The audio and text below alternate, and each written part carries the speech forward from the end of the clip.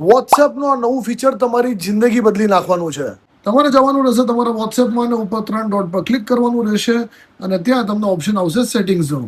હવે અહીંયા તમારે જવાનું રહેશે અકાઉન્ટ્સમાં અને ત્યાં તમને નવું ઓપ્શન દેખાશે જેનું નામ છે યુઝર નેમ. ત્યાં તમને આવું કંઈ ઓપ્શન મળશે જ્યાં તમે યુઝર નેમ પોતે ક્રિએટ કરી શકો છો અથવા ઇન્સ્ટાગ્રામ ઓર ફેસબુકનું યુઝર નેમ પણ તમે યુઝ કરી શકો છો.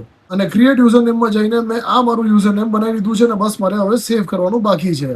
આ રીતે હવે કોઈ પણ વ્યક્તિને મારે મારું ફોન નંબર આપવાની આવશ્યકતા નથી. ઇન્સ્ટાગ્રામની જેમ જ હું એક યુઝર નેમ એને આપી દઈશ, એ મને વોટ્સએપ પર કોન્ટેક્ટ કરી શકે છે. પણ આમાં એક ટ્વિસ્ટ છે. હવે અહીંયા હું સજેસ્ટ કરીશ કે તમે ઇન્સ્ટાગ્રામ અથવા ફેસબુકનું યુઝર નેમ નહીં વાપરતા, તમે એક યુનિક યુઝર નેમ ક્રિએટ કરજો. કેમ કે જે પણ વ્યક્તિ તમારા ઇન્સ્ટાગ્રામ પર ફેસબુક પર તમારા સાથે જોડાયેલો છે એ જ યુઝર નેમ કરીને એ તમારા વોટ્સએપ સુધી પણ પહોંચી શકે છે.